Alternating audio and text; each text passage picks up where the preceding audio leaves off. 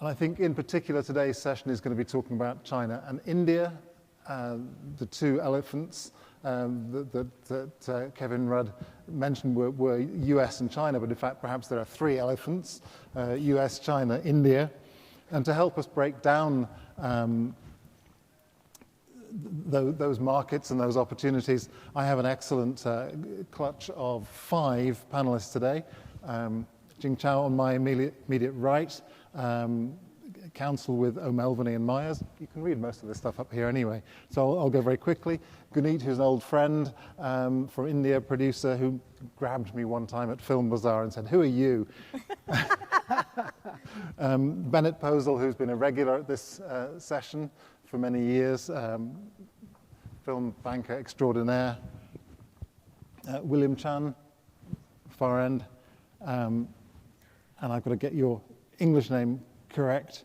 Huang Haichen, also known as Some Huang, correct? Excellent. Well, the first question I've got is kind of a bring us up to date question, and I'm maybe ask you two first. This time last year, this conference appeared to be celebrating 2 phenomena. One was Crazy Rich Asians, Hollywood's biggest attempt at Asian diversity, at least on screen, and The Meg, the most successful ever US-Chinese co-production. Bring us up to date. Which of those were more important? Bennett? Well, I think probably the biggest story, starting about last year when we were here, is the changes that were taking place in China for the local business. And the local business needs to be strong in order to, help the local players, like Some, for example, and William, partner here in the U.S. or partner in Europe or partner, elsewhere. So I don't think I have to get into all the details of what was going on, but there's a change in what you're going to make, how you're going to make it, how you relate with your actors, how your actors are going to relate with the tax board, right? That was kind of a joke, that last part. Well, you haven't explained the elephant in the room. You haven't given us the catalyst for those changes. Well, was that a sorry for me? Because I felt sorry for me too, but that's okay. All right.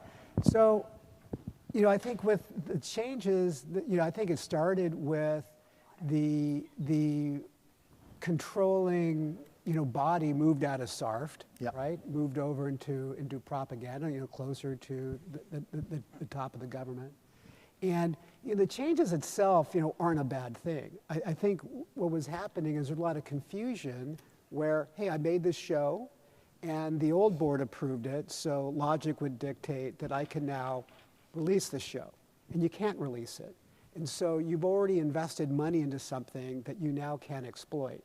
So when you look at companies who are making that show, if it's Alibaba, you can afford to sit on it.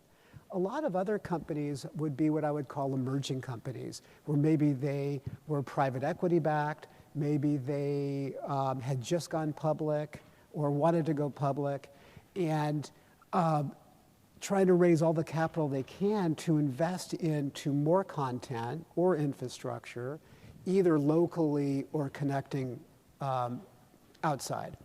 And so that was one big impact. The second big impact is how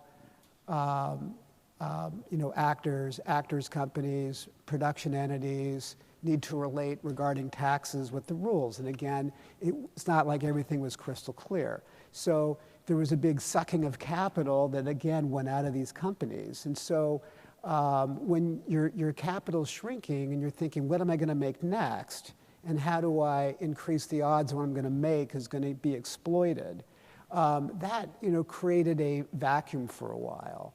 I believe today that we've, I think, gone through the worst of that. My sources on the ground, which is really these two guys, are telling me that there's already 30 movies ramped up for Chinese New Year. So it sounds like production is back in swing, and there's more consistency. But over this past year, it's been tough.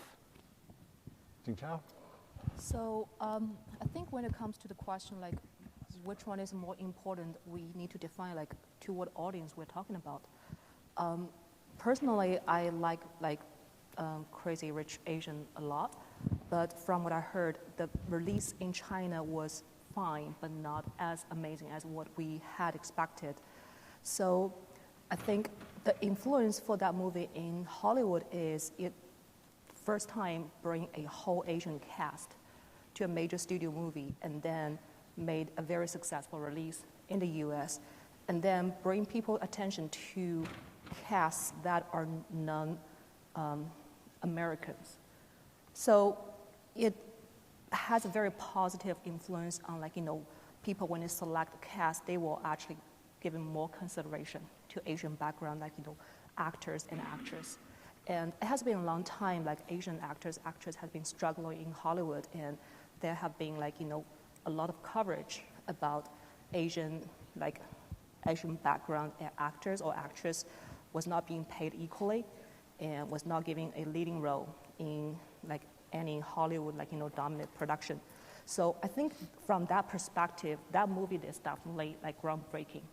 And after that, we saw more Asian focused themes and Asian leading cast. For an example, an independent production, The Farewell, was very successfully released early this year, and then it's going to be released in China. So I think that movie brought Asian cast into the spotlight of the audience. From that perspective, it's definitely very important, and I would say from U.S. audience perspective, it's more important. Right. The MAG, again, it's a very successful co-production and achieve great financial returns for the investors. So from that perspective, people see that co-production can have a future. We have been talking about co-productions for many, many years. And still, we were struggling to come up with a concept, a story that will appeal to both U.S. and Chinese audience. And it is just hard. It's not something you can easily fix or just make up something that audience with different tastes will all like. So MAG approved that there is a way you can achieve that, but it's not something I think can be easily duplicated. So I don't think I answered your question, but I feel like... No, you actually answered the question. I didn't answer the question. Exactly. So the thing is, when it comes to importance, it really is through which lens you're looking at this. And I think for different purpose, they are both very important and influential in their own way. Co-productions remaining tricky, I think I'm hearing that message from you, and I think we'll hear that again through the day today. Guneet, has India joined the international industry any more in the last year? What progress has been made? Firstly, I love that I'm representing the whole of elephant on this panel, so thank you for the opportunity. I think, in India, firstly, India is many countries put together. It's amazing how robust the market is in various languages, which we also do not understand. So, amongst India. So, there's a South India industry, which is further divided into Tamil and Telugu. There's a Hindi industry, which is known as Bollywood, for lack of any other expression. But Bollywood does not represent the whole India. I think Indian film industry should be called an Indian film industry. It has various languages, and each of them are as big and as robust and as huge. And the remake possibilities in India are across languages. And our actors don't cross our, so it's pretty robust. So firstly that, and a couple of years ago, the internet increased and Geo pipelines came in and 4G came into India, and it's gone out of the roof. And that's what has led to all the American players and digital content, Amazon, Netflix, looking at India as saying, that's where our next 100 million subscribers are coming from. Also, the territories which are within India, which are like Delhi, Bombay, are like any metro around the world. But because of the sheer population and the penetration of mobile and internet, the other cities like Tier B, Tier C cities have just discovered Facebook. And YouTube 2 years ago saw a 500% increase in their user base. So India has just opened up, and tier C cities are using Facebook in such a huge way. So it is a dynamic place where the digital world, now there are digital stars, there is digital content, there's digital branding, and there's a whole economy working on the whole digital world besides the movie stars who have been there for a while. So it's growing, it's robust. Thank you for plunging straight into the Indian diversity issue, because I think a lot of people have misunderstood that, labeling India as one place when in fact it's always been many, many languages, cultures, castes, regions, and so on.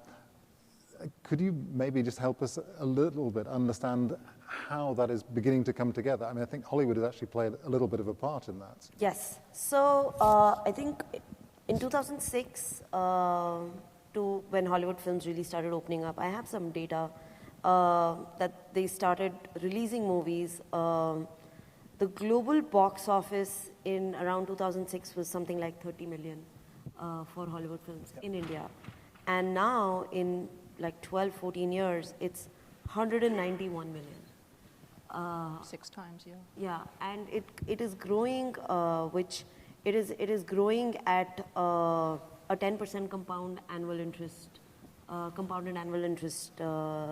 rate. And films like Avengers, which has done so well, did a box office of 61 million. Only in India. Unheard of in India. Unheard of. And it's... And one of the reasons has been... Dubbing. They have started dubbing in at least the top 3 languages, which is Tamil, Telugu, and Hindi.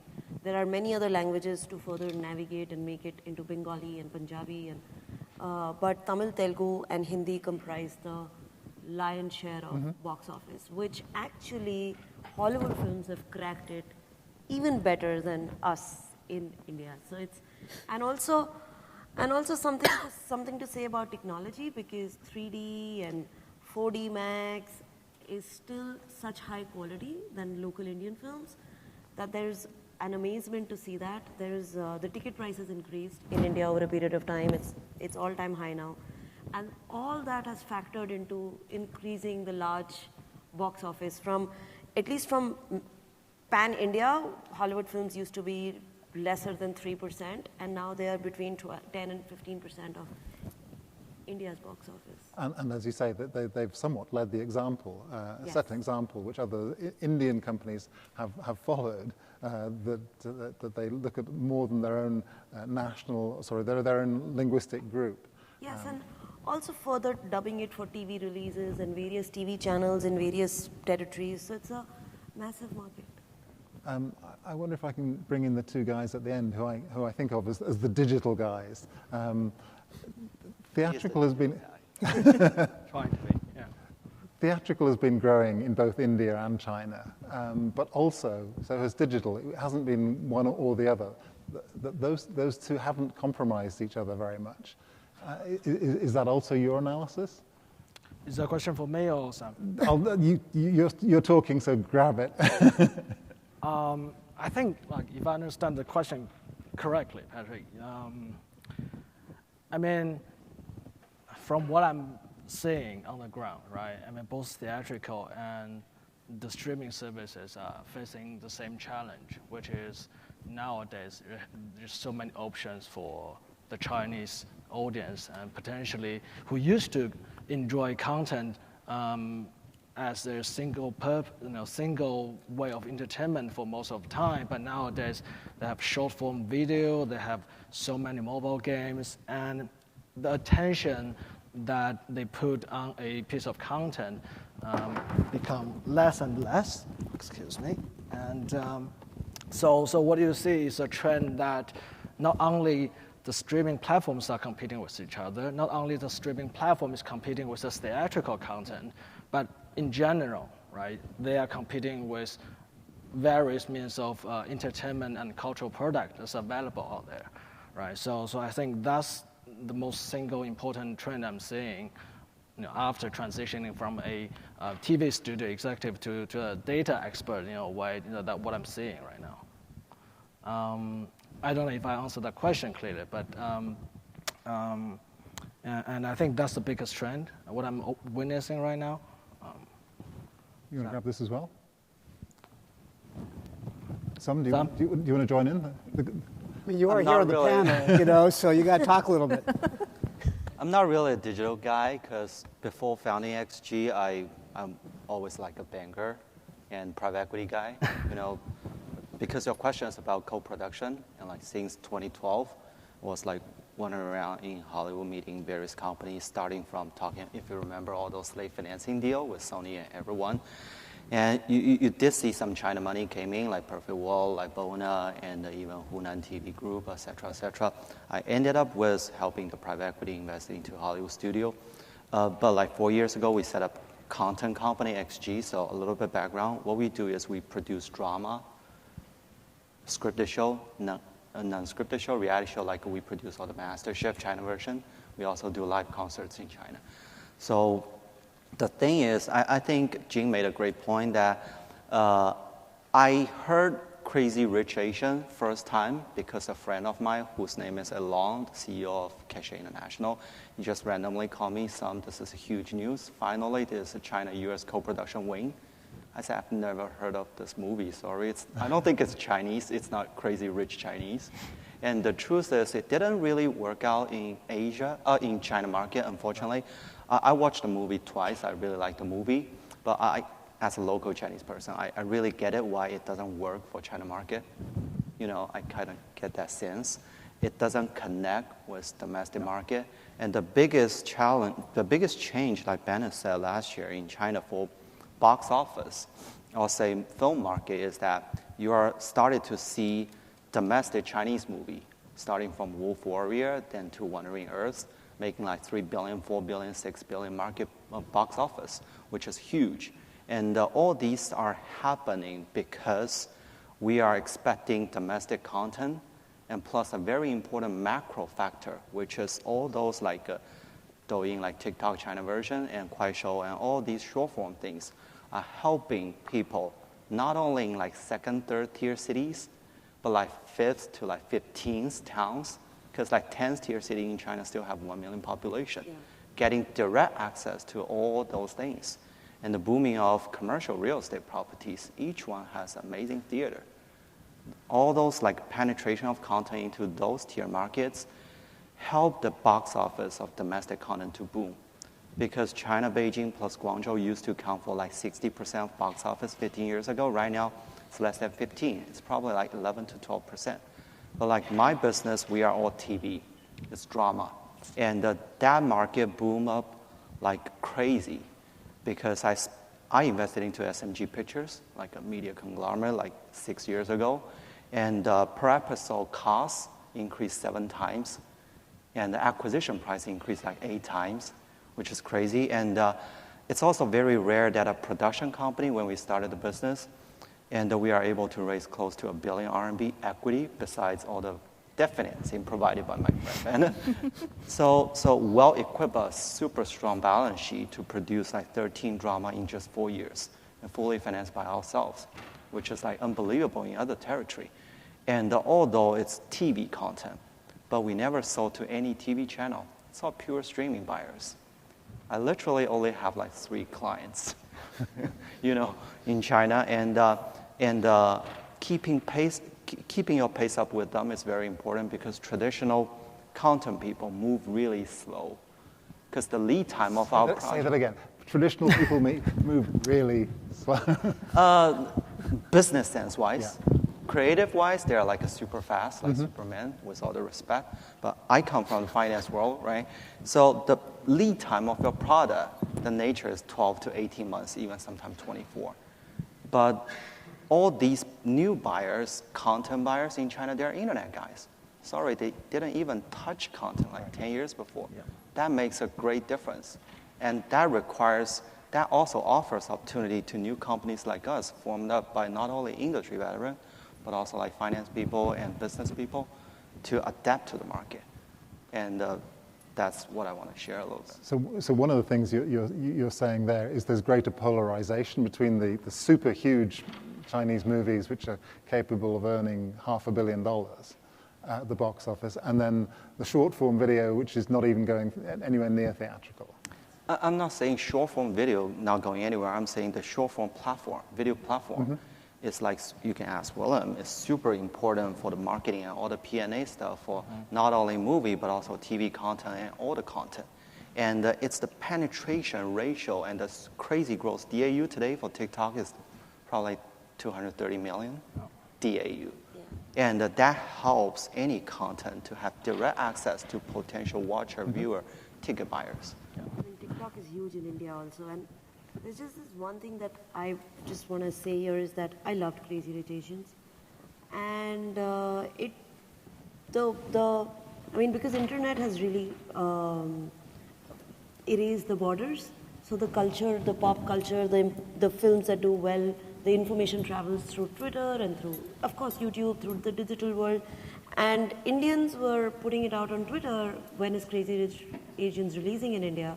And Warner Brothers on their Twitter handle officially replied, we are sad to inform it's not going to release in India.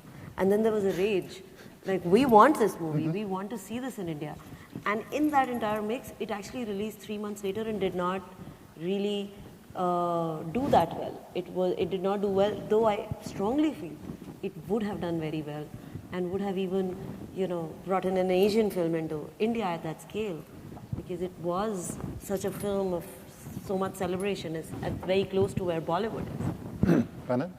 I just wanted to kind of expand on what Sam was talking about, because I think that Sam did a much better job articulating the landscape than what I did, but I kind of gave you like the preface, right? And so you kind of jumped in. So if you look at the economics of content in China, then you can understand, how he directs his company into what they should be making. When you look at movies, even before Wolf Warrior, I mean, if you go a little bit way back, how many movies in China, how many movies in any territory actually make money, actually break even, and what's the cost structure? The cost structure for releasing in China is not that high, especially as compared to the U.S. But even because you don't have the TV spend. Exactly. Or the fake TV spend, which is really a barrier to entry. It's a whole other panel conversation, but for the U.S. But for China, the strength is the low cost to entry. The weakness is you don't have a lot of other windows. So the company that made Crazy Rich Asians, which is SK Global, I believe, right? They make a lot of low-budget movies that they could sell international rights to. They could sell, TV rights or streaming rights. And so in China, for your films that you're talking about, so if you're a public company, you're releasing a movie, you have no idea when your movie is going to release, how many weeks you're going to be out, what are you going up against, and can you even sell the streaming rights? Is there going to be value to it that makes any difference? So very, very few films. But when you look at the few films that do break out, they're phenomenal, especially the titles that you've mentioned, and also just over the last national holiday, with The Captain, and before that, Nija, the animated movie.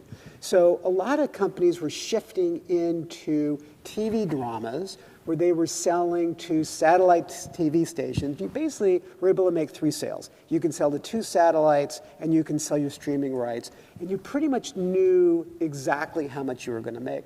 But it was this area that got overheated, and the satellite TV companies weren't making a lot of money. They were actually losing money, and they became slow payers. Yep. And so that shifted everybody to kind of an easier universe of the streaming, where they have Youku, Tencent, iQIYI, and every now and then somebody else kind of pops up. So that's the economic landscape I think everybody has to deal with. So I think for companies like Xingo with that's where they have to figure out: are we making a movie this week? Are we making a TV show? Are we making streaming, going TV drama?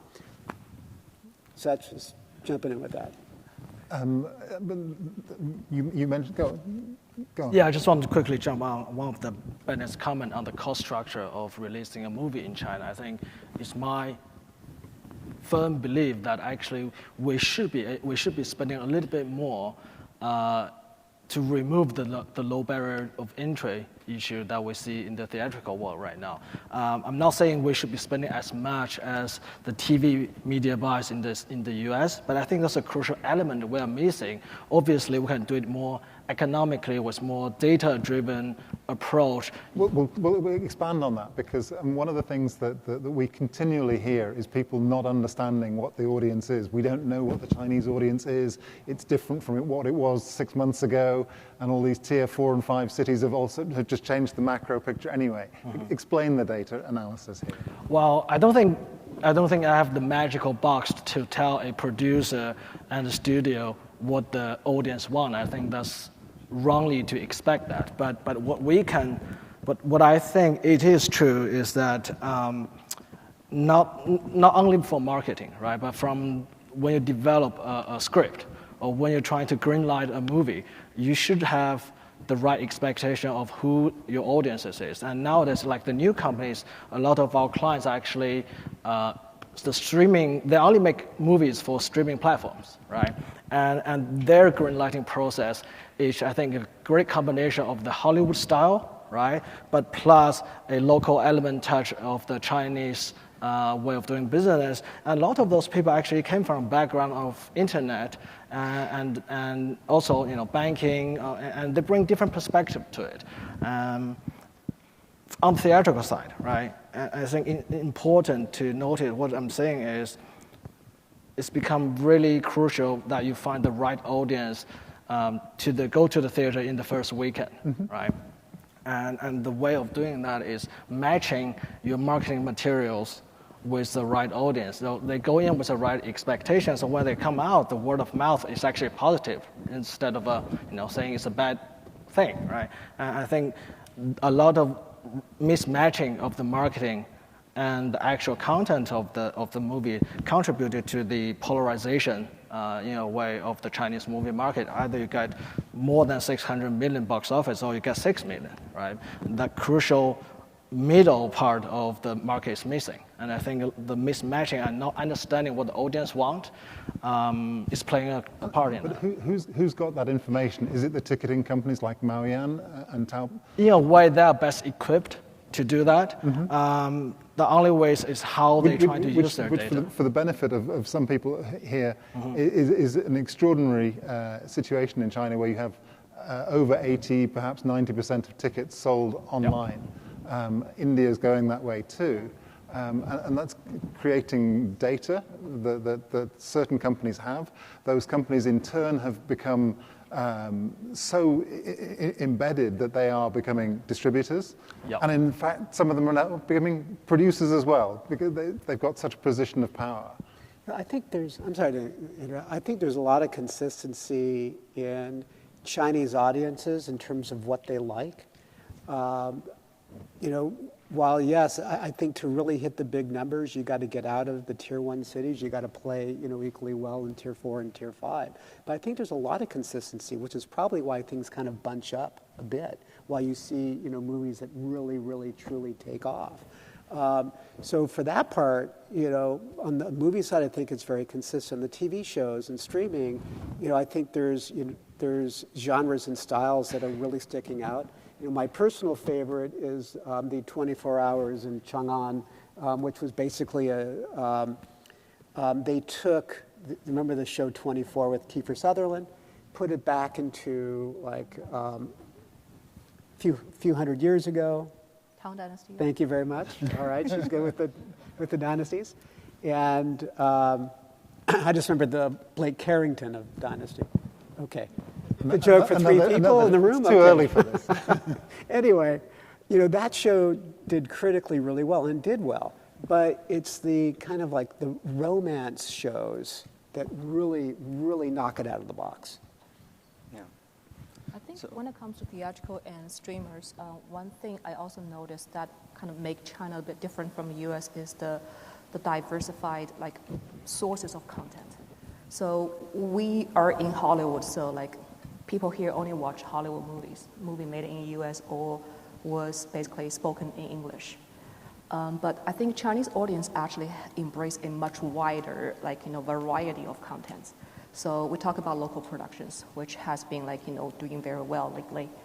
Of course, we have a lot of imported US movies, and we also have movies from India, from Thailand, from South Korea, from Hong Kong, not technically international territory, but it's a different market. So Chinese audience is more willing to try different things. And a few years ago, when an Indian movie, so excuse my pronunciation, I think it's called Dangal. Dangal, okay. Yeah. It's about wrestling. A father teach his two daughters to become champion. So who would imagine that would beat some high budget, visual effects heavy, blockbuster movies in China market. But it turned out to be one of the most successful movie of that year. And then since then, we have been companies in China has been importing more Indian movies has a very unique angle, focused on society issues or something that just very it can be comedy or can be something reflects society issues. So I think audience there is more willing to try different things, which also create opportunities for both theatrical release and also online streaming release, because they are not necessarily competing. They're actually just share and supplement each other. But looking at the US, because we do produce a lot of movies from studios to independent producers, but it's all English speaking, US movies. So when you see that, it's very natural to feel like streamers are competing with theatrical and then kind of diversify the audience and feel like they're stealing audience away from theater. So if you look at the source, I think it's basically there is not enough content to supplement both channels, and then as a natural result, you will see some audience get loose, and then just they went to streaming platforms. Maybe we can discuss the streamers now. How are the streamers doing? I mean, you have perhaps two groups. You have the international ones, the Amazons and Netflixes and Facebook, who are enjoying a certain amount of success, blocked from operating in China. But you also have phenomenally large and very powerful local companies, both in China and in India. How are these playing out? Do you want to take it first? So Netflix, Amazon came into India and has really boosted the production economy, and there's so much work for everyone. The biggest platform in India is the Star TV platform called Hotstar. Hotstar closed cricket rights and cricket streaming rights. With that, they got a lot of sports audience and, of course, converted the whole library of Star, the major TV, and Hotstar enjoys it's 10x than everyone else. Hotstar is between 90 to 90 million subscribers. And Netflix, Amazon are beginning out, spreading their... Netflix just came out with a cheaper version of their app, which has really taken off very well. And also now subtitling, dubbing all the content in various Indian languages. So you see all of that happening. Also, India's biggest shopping giant like Flipkart, which was bought over by Walmart, which is like the Amazon of India. Flipkart, which merged with Walmart, is just coming out with their video platform, and that is launching over the next month. So then there are so many other smaller players. There's the other digital players. They're all bulling out content. Some of them are not very small. I mean, when you look at Alt Balaji or Eros, they're considered as small players, but they have 20 million plus paying subscribers. More than, they have anywhere from 20 million to 30 million subscribers. But paying subscribers, engaged subscribers, and that's the power of India, of various languages, of we said that even in in the fourth tier also there are 10 million people. And that's how I think India, China is half the world. And in China, you have three very large generalist players, but you also have... know them extremely well, so I better shut up because I'm the biggest client. But, speaking for them, telling something good about them is that I think adding up all their acquisition budget together, 3 of them, Youku, Tencent, and iQIYI, and sometimes right now we also have Mango TV, like catching up with Youku. So adding their acquisition budget together equals probably Netflix annual acquisition budget.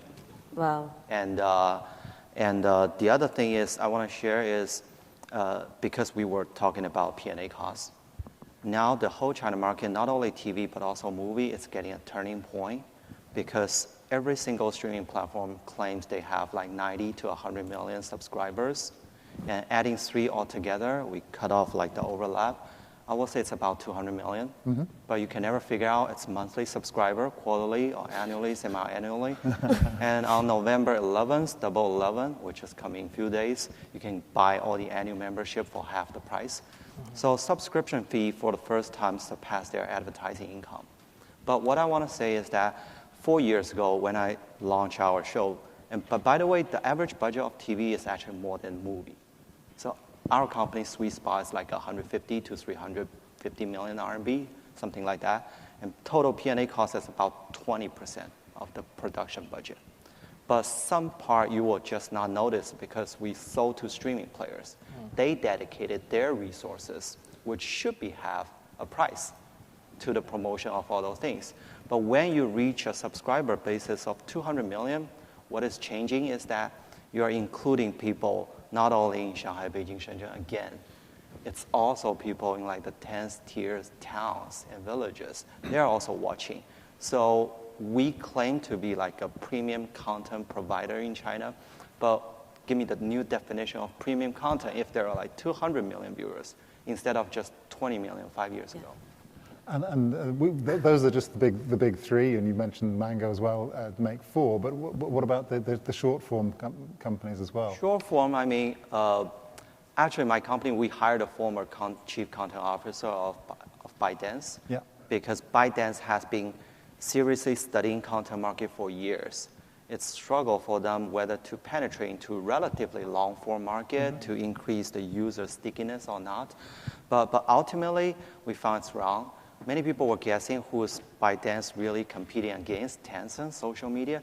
But ultimately, we found out like the live broadcasting, live streaming on ByteDance, meaning it's hitting Alibaba for e-commerce. And what could continuous black hole sucking capital just to buy content generating no profit help ByteDance? Because I met the chairman and founder. He's like super rational, just engineer. And they're very, very super rational. And it has become a super important marketing channel for all the content. Look at those content that Will Smith is willing to do by promoting Gemini in China. The first thing he do is creating a TikTok account and playing those double roles and suiting ByteDance, TikTok's format. And some of those companies are now of a significance that they're also venturing into their own production. I mean, I believe that Bilibili is actually doing co-production with National Geographic. Yeah, Bilibili is all about like, I know them extremely well. We're both in Shanghai. They are buying a lot of international content, and they are also very strict player. I mean, I highly recommend its stock. and because it's profitable. This is not an offer to... Kidding, but they're so vertical and very strict on content acquisition. They don't jump into some drama or crazy reality show randomly. There's like 3 little fun facts here. Okay, so one, in China with the top 3 streamers, only 2 of them really have to, only one of them really has to make money. Yeah. Right? And so the playing field is not exactly, even. iQIYI has the most pressure because they're not owned by Alibaba or Tencent. Second thing, if you're coming back here to the U.S., where everybody now has a subscription video on demand service, so many that are happening, and they're paying big dollars for comedies, existing comedies in the library to attract folks to want to subscribe.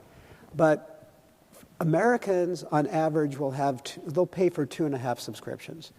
And there's not room for everybody. And so it's going to be interesting how this plays out here because a lot of them are going to suffer. Amazon is probably interestingly positioned because they don't actually have to make content because you're going to go to them to buy stuff anyway for like that side. Netflix is probably the most scared right now because their content is limited, versus the studios who have a lot more depth. And then third thing, because you mentioned this, I was thinking while you're talking about like ByteDance, Bilibili, also I think iQIYI, I think they're all listed on NASDAQ, if my memory is correct here.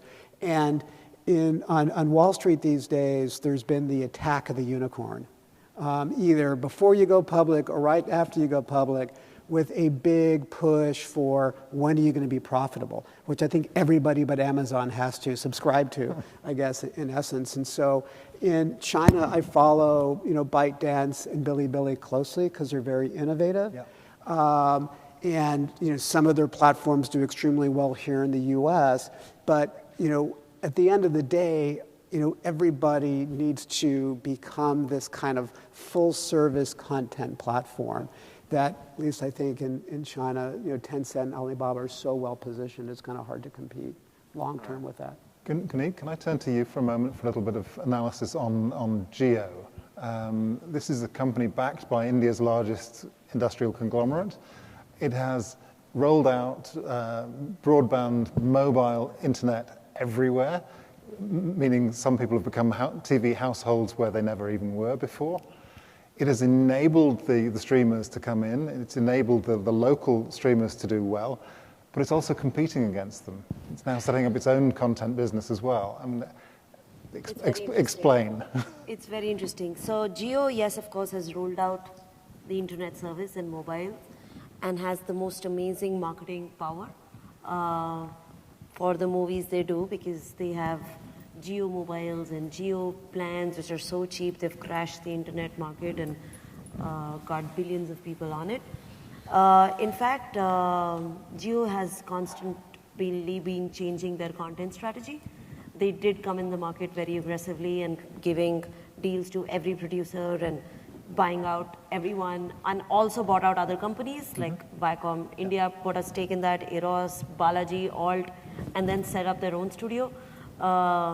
So in the recent phase, they are now moving more towards movies and more acquisitions and releasing those because they have so much of soft power. And they're scaling back on shows because they also understand that their service is anyways being used by everyone else and being enabled about. But yes, Jio is a huge superpower which has arrived and is surfacing. They don't really have a show that right now is greenlit or is going to get produced, but they have been thinking about it. They're rolling back on shows and moving more on movies. We've got limited time, but I mean, India is an example where you've got the Indian companies competing against the American companies and to some extent the Chinese companies.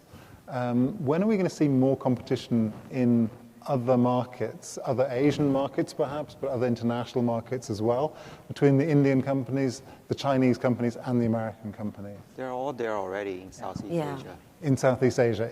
We're beginning to see Tencent and iQIYI in particular rolling out, but explain more. I mean, the fastest growth region for Tencent streaming was in Southeast Asia, Thailand, and all those countries. And it launched a slightly different name of their streaming service. And in my view, I've shared this view for years, that I think China, whatever co-production, might never become a mainstream in the Western world, but we should be thinking about regional content. Yeah. Because Southeast Asia market is so huge with the population. The main driver is not how big Chinese people living in those areas, but that territory has been used to watch Northeast Asian content, starting from Japanese content today to Korean content. And the Korean, Japanese, plus today with our budget range at Chinese content, it's high quality content in Asia. And somehow Southeast Asian are very used to accepting cultures right there in Japan, Korea, and China. So the future, I think a near-term future for our co-production will be regional content, and Southeast Asia could be very, very important market for China content industry. Yeah. I just picked up the remake rights of Signal, Korea's #1 show. And the concept of shows has been so huge in India. So the IP is extremely valuable. Signal? Signal, yeah. And the ByteDance team was all in India discussing further rollouts and meeting entrepreneurs. And last week we had sat down with Suchiko from Japan. So it's a conversation that's beginning to happen. Yeah. And also just equal to that is I think not only Tencent but also iQIYI, they're really investing, figure out their strategy in Southeast Asia and how the regional content strategy is going to be debating whether we do local language production or focus on the premium Chinese language, but with a more regional angle to the pattern. And TikTok obviously is, I think, in India the fastest growing Huge. thing. So I think the competition is already there. Yeah. Thank you very much indeed. This was a bit of a cold start and a bit difficult to follow Kevin Rudd, but I think we've done quite well. Thank you very much. Many insights. There are clearly at least 2 elephants in the room. Thank you.